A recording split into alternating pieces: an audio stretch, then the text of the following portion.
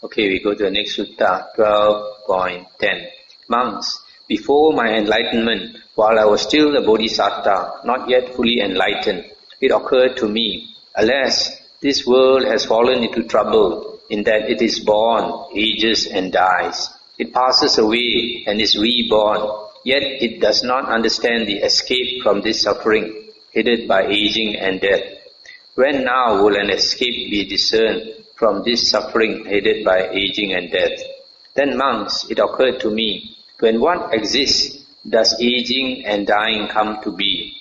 By what is aging and dying conditioned? Then monks, through careful attention, there took place in me a breakthrough by wisdom.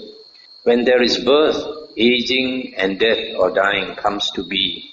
Aging and death has birth as its condition. I stop here for a moment. So here, the Buddha was trying to, the Bodhisattva, he was trying to analyze, why is there suffering in this world? Then he realized, it's because we are born into this world, therefore we must suffer. If we are not born into this world, then there's no suffering. So the cause of aging and dying, that means suffering, is birth. Then monks, it occurred to me, when what exists, does birth come to be? By what is birth conditioned? Then monks, through careful attention, there took place in me a breakthrough by wisdom. When there is being, birth comes to be. Birth has existence, as being as its condition. Then stop here for a moment. So here the Buddha is thinking, why is there birth? Then he realized, there is birth because there is this perception, I exist, I am. When you have that feeling, I exist in this world, then you perceive that you are born into this world, right? Then monks, it occurred to me, when what exists, or when what, this word bhava can be exist, does being come to be? When what exists, does being come to be? By what is being conditioned or existence conditioned? Then monks, by careful attention, there took place in me a breakthrough by wisdom. When there is clinging, being comes to be.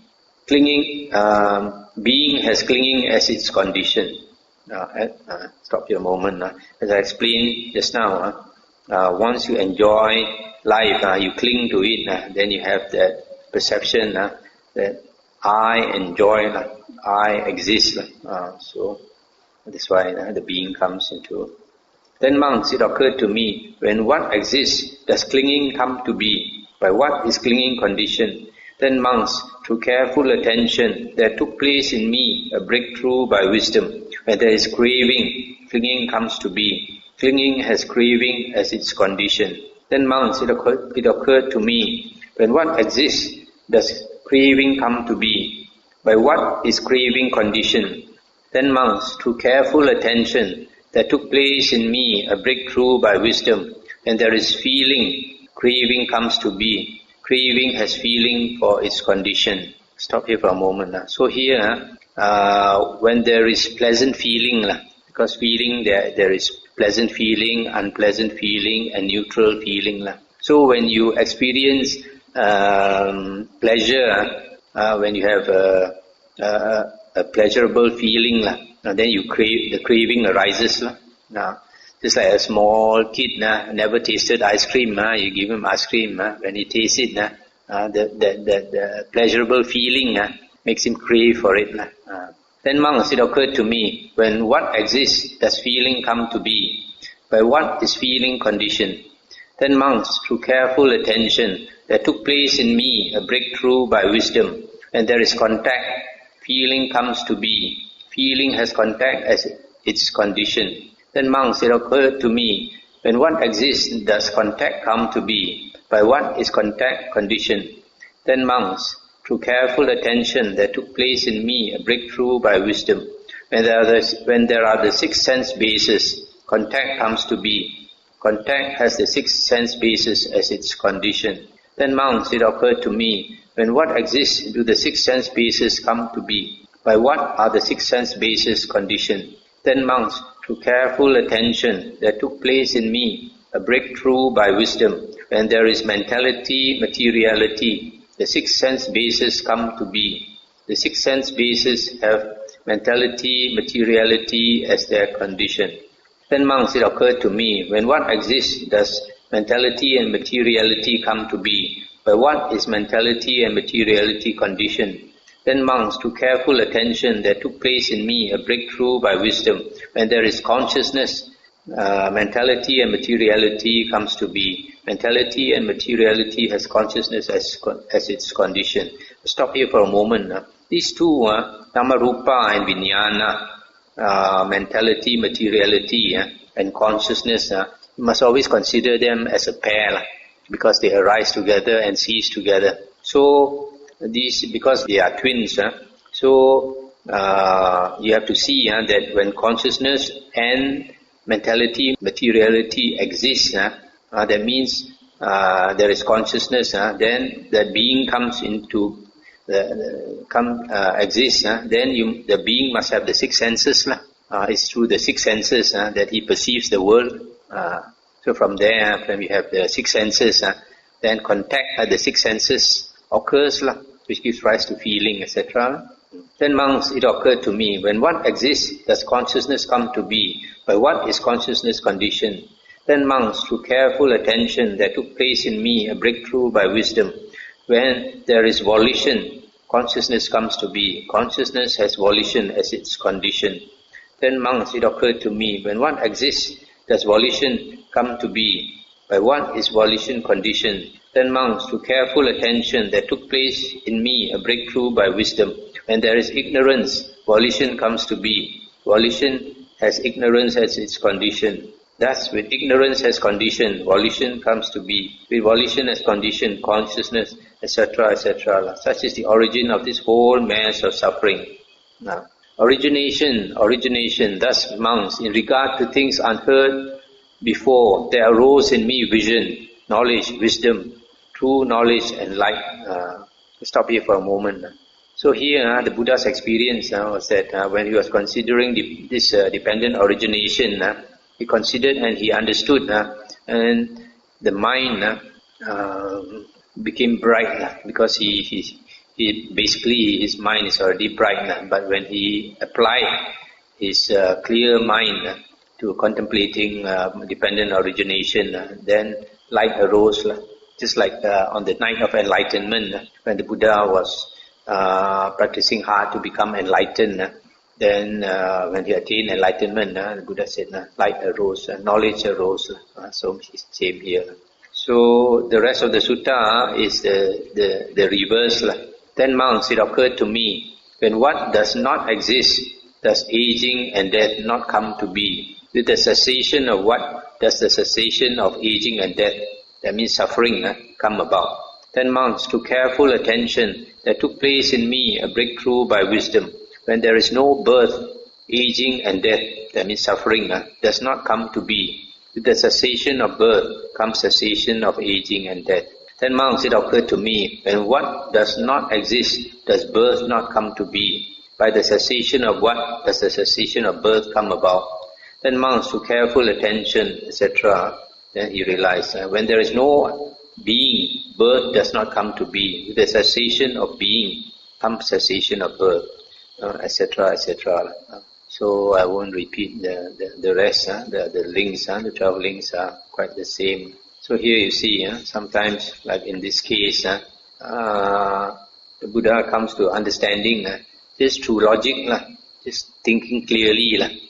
Why is there suffering? When you contemplate the reason for suffering, then you realize it's because this world is a world of suffering. So it's because we are born into this world that we suffer. If we are not born into this world, then we don't suffer. Then why are we born into this world? Because we have that feeling, I exist, I am. Once you have that I, then you see yourself in the world. Then why is there bhava, that being? Because of clinging. We cling. That's why at the moment of death, we refuse to die. We still cling to life. So that strength, that willpower brings us into the next birth. Okay, since these suttas are quite tough going, I won't go fast. I'll stop here for the moment. We can discuss. This type of suttas are not easy to understand, but if you take the trouble to understand, the Buddha says, he who sees dependent origination sees the Dhamma. So when you see the Dhamma, the Buddha says, you have attained the Dhamma Chakku, vision of the Dhamma, that makes you a stream enterer. That's why it's important to go through these suttas and try to digest it, try to understand. It will be easier to understand if you have a clear mind, or that clear mind comes from meditation. Any question?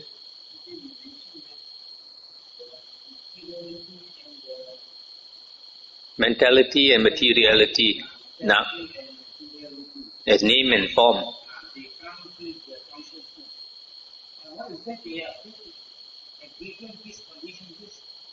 Actually, it's not necessary that these conditions, that it can be the other way also.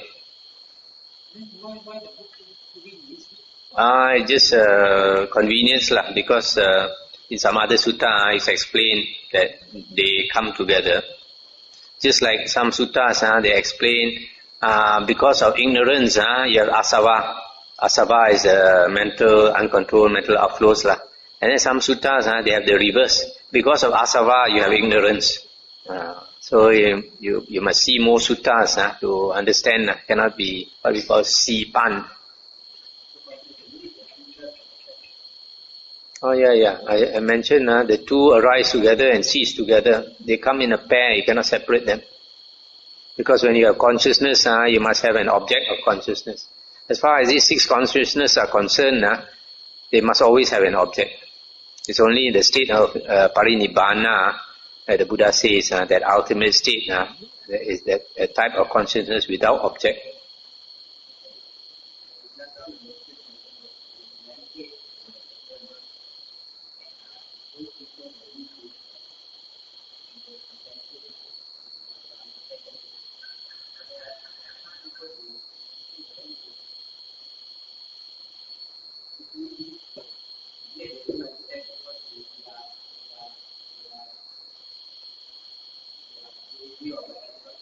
Yeah, sometimes some people have karmic obstacle.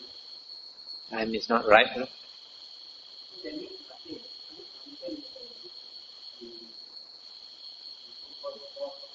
Mm-hmm.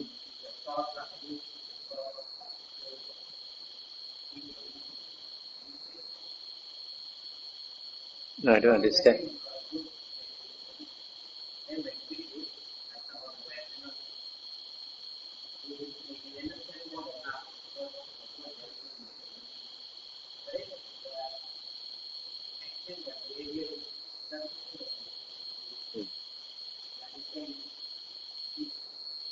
That means they are not spiritually mature enough.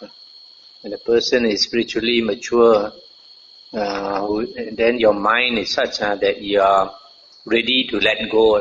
There are some people, they come into the Dhamma, they still got a lot of clinging, so they cannot let go a lot of their bad habits, their bad character and all that. So,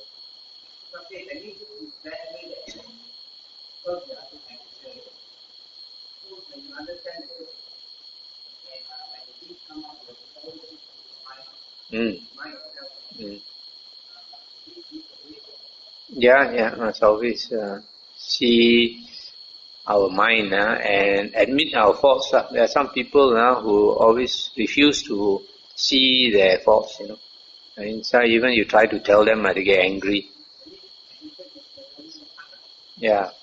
Then you have to change. If you see your fault, you have to change. Yeah. Yes, that's why the Buddha says the spiritual path is a very gradual path. Just like the ocean slopes and becomes deeper very gradually. Does not become deep suddenly. So in the same way, the spiritual path, we progress step by step. It takes many years to progress.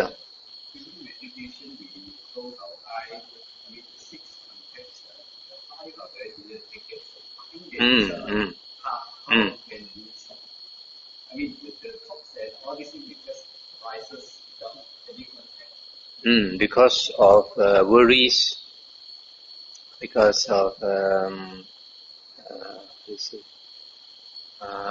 obligations and all that. That's why the Buddha encouraged people who want to practice the spiritual path to renounce the home life. If you have a business to worry about, a family to worry about, you don't have to do anything. I just pop up, keep popping up. Yeah. Yes. Yeah. Yeah. Yeah. Of habit. Habit is one thing. Another thing is because you always have all these worries. In fact, like doing business is very bad for the mental cultivation for the spiritual path. People maybe who makan gaji, they work for somebody else, they don't have so much worries. If you are the boss, you have so much worries. How to let go? How to stop worrying? I think somebody told me that the spiritual part and the worldly part are one and the same function. Yeah. The Buddha said the worldly path goes this way, the spiritual path goes this way. Very hard to combine.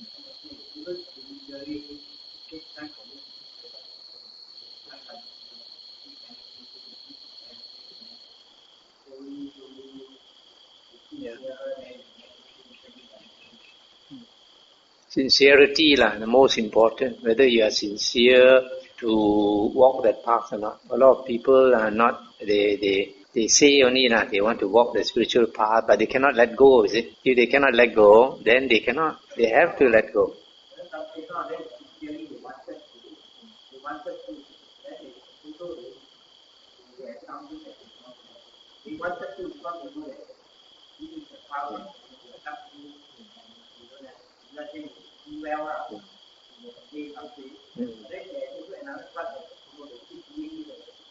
Generally, people who have a good life, you have a lot of money and all that, generally it's more difficult to let go.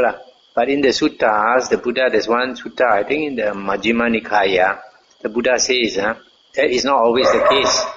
The Buddha quoted a case of a poor man, and his wife is ugly looking and old, and he's got empty house, got nothing, old people money and all that.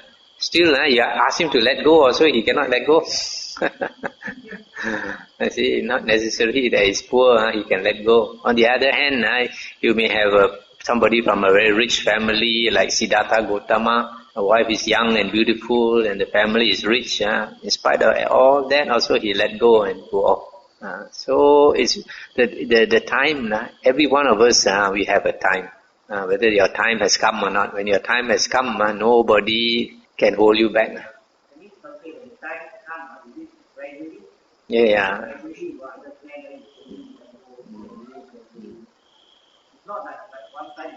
No. If you let go too fast, then you will also go back. Yeah.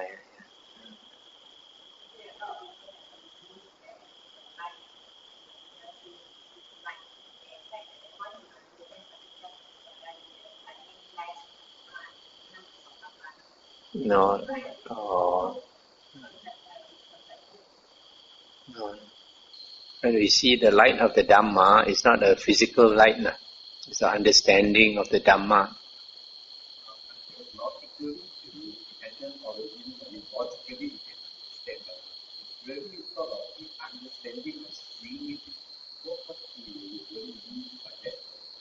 Oh, you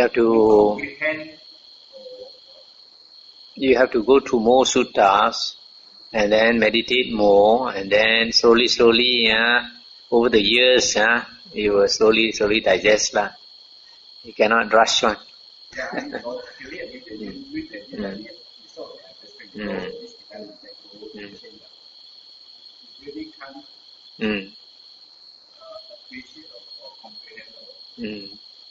Takes time. Also, you must know Why we want to know this sequence? Because we want to break this chain. So you want to break this chain, you also have to understand where you can break. There are 12 links there. You cannot simply break at any point one. There only one place only you can break. That one later you have to understand. Now you haven't studied enough sutta, you don't know that. Huh?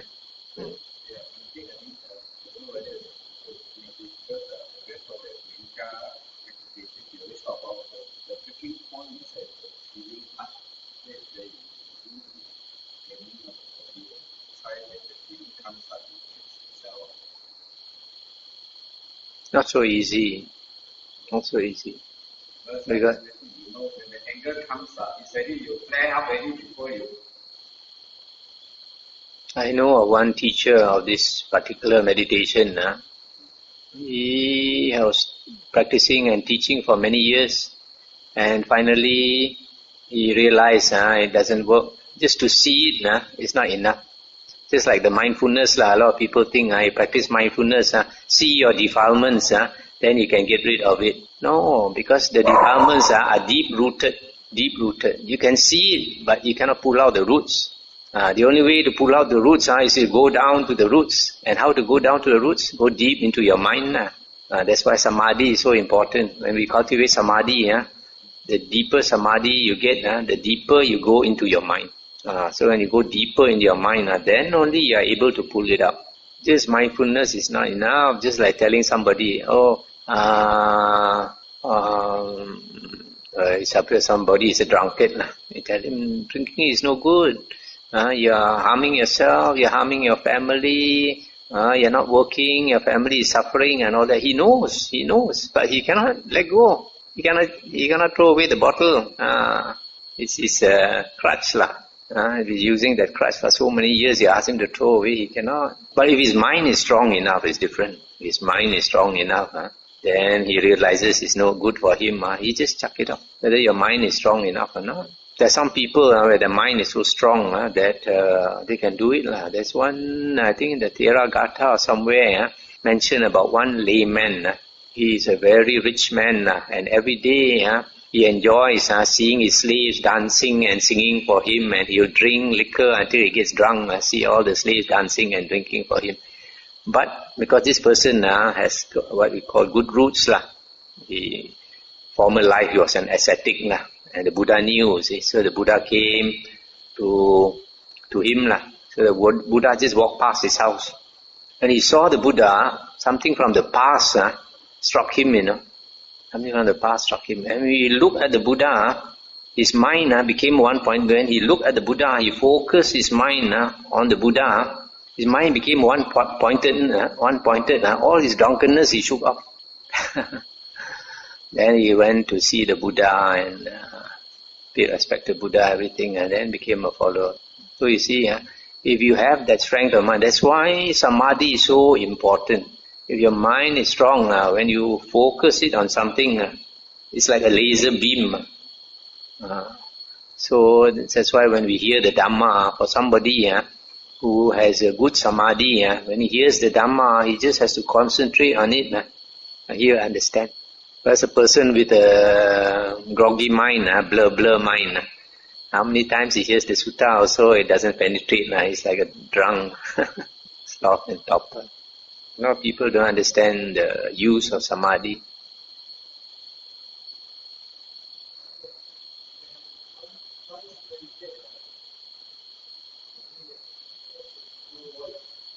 Yeah? You have an internal voice talking to you.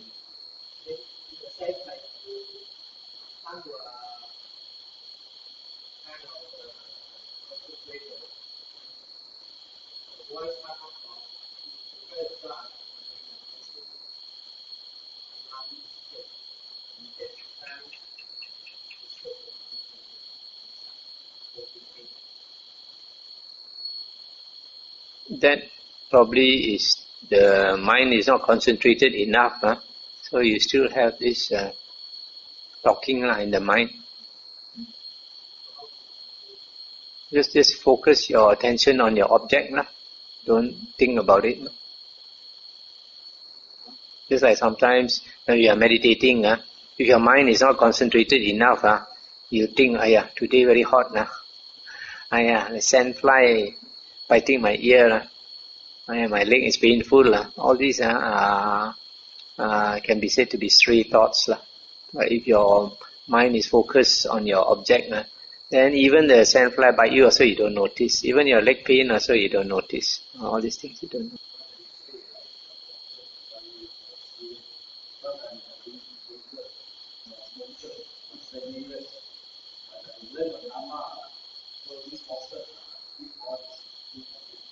Oh, so I do to you.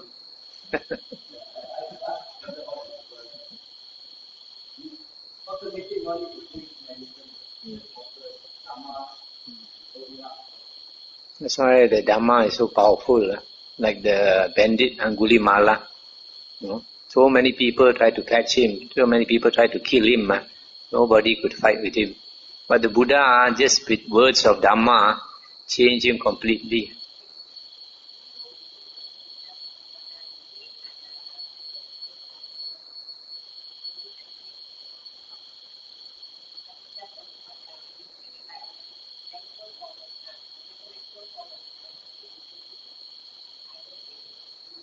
Not much. You have to understand exactly each link one by one.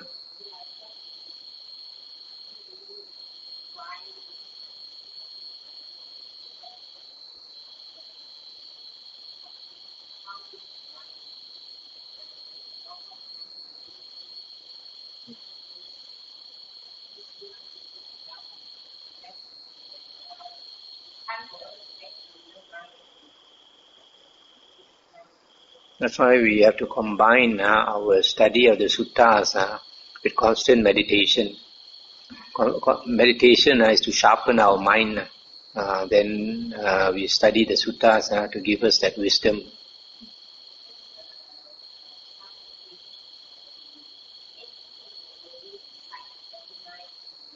No point. No.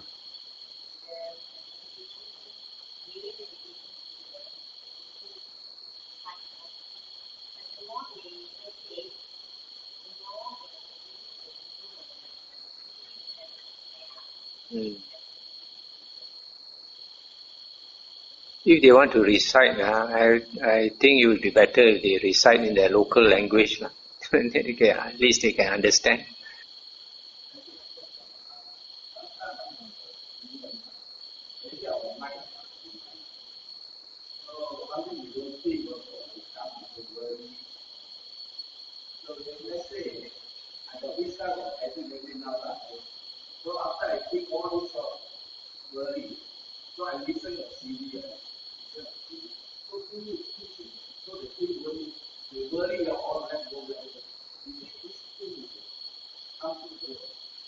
Yeah.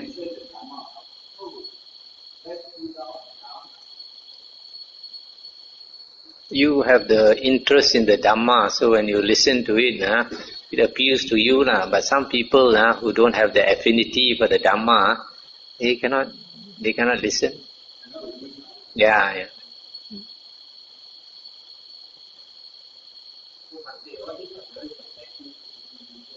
Mm. Yeah. That's why you see people like Devadatta, with the Buddha as a teacher also, he goes to hell. In spite of all his jhanas and psychic power and all that, also he goes to hell. So that's why you have to be very careful.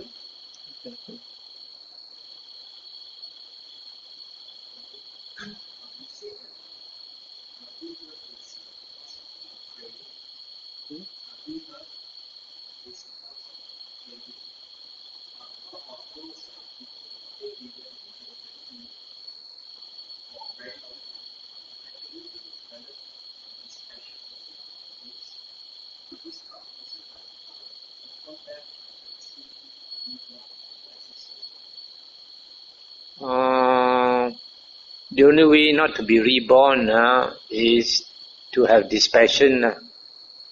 You totally tired of the world.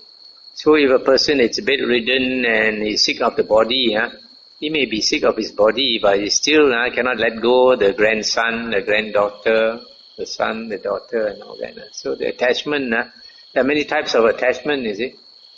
So it's not just body only. If you have any kind of attachment at all, you still cannot get out of samsara. For example, there are some people, maybe their business goes bankrupt, and then they go and commit suicide. They don't want to live anymore. But they still come back, because even though they don't want to live, actually inside, they still want.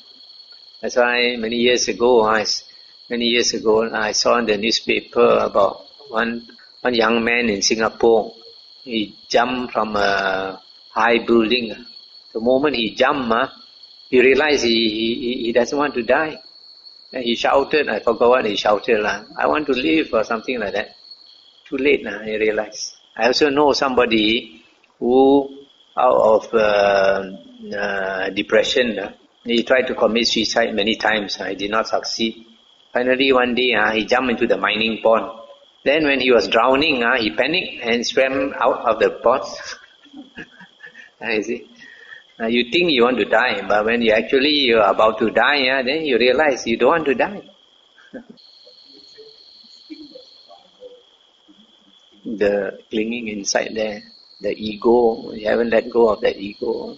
As long as you have the ego, you want to live, you want to protect the life. The instinct to survive is a very strong, I think, will to live. In fact, later I'll explain that's the cause of this round, this 12 links, is because of this will to live.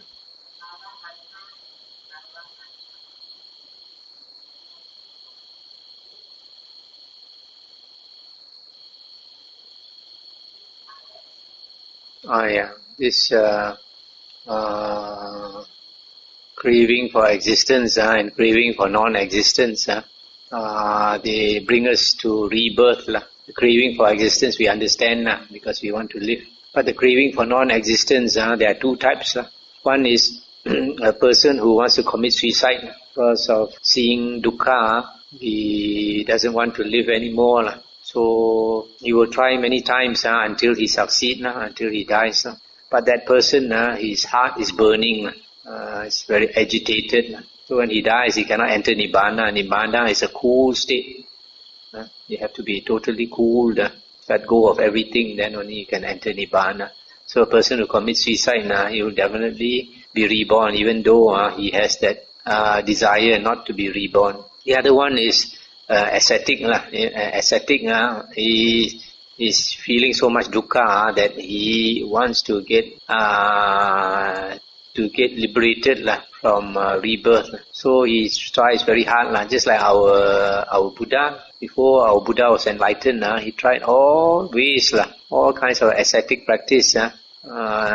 He sees all the different types of ascetics practicing. He just follow them.